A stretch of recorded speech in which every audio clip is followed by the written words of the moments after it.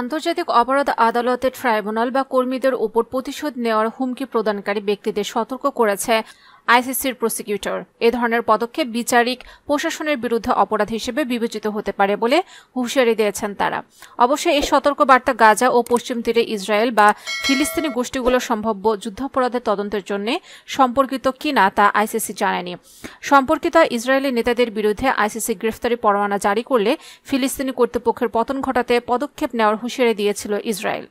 শুক্রবার আইসিসির প্রধান প্রসিকিউটর করিম খানের কার্যালয়ে এক্সে দেওয়া এক পোস্টে জানায়, যখনই সংলাপ আদেশের সঙ্গে সামঞ্জস্যপূর্ণ হয় তখনই এটি সব অংশগ্রহণকারীর সঙ্গে গঠনমূলকভাবে জড়িত থাকার চেষ্টা করে, কিন্তু সে স্বাধীনতা ও নিরপেক্ষতা ক্ষুণ্ণ হয় যখন কোনো ব্যক্তি আদালতের বিরুদ্ধে বা আদালতের কর্মীদের বিরুদ্ধে প্রতিশোধ নেওয়ার হুমকি দেয়।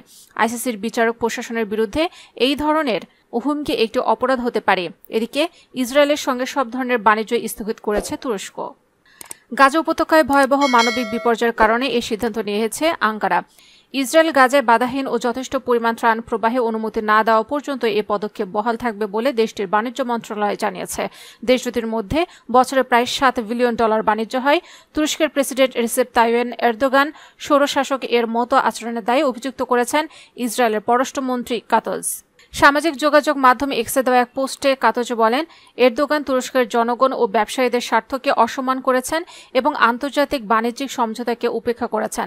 কাতজ জানান, তুরস্কের সঙ্গে বাণিজ্যের বিকল্প সন্ধান করতে তিনি মন্ত্রণালয়কে এরই মধ্যে নির্দেশ দিয়েছেন। স্থানীয় উৎপাদন বাড়ানো এবং অন্য দেশ থেকে আমদানিতে জোর দেওয়া হবে। এক বিবৃতিতে তুরস্ক জানিয়েছে, এই বাণিজ্য স্থগিত করার সিদ্ধান্ত সব ধরনের পণ্যের ক্ষেত্রে কার্যকর হবে। বিবৃতিতে বলা হয়, তুরস্ক কঠোর ও সন্দেহাতীতভাবে নতুন সিদ্ধান্ত বাস্তবায়ন করবে যতদিন পর্যন্ত ইসরায়েল সরকার গাজায় বাধাহীন ও পর্যাপ্ত ত্রাণ প্রবাহের অনুমোদন না দেয়।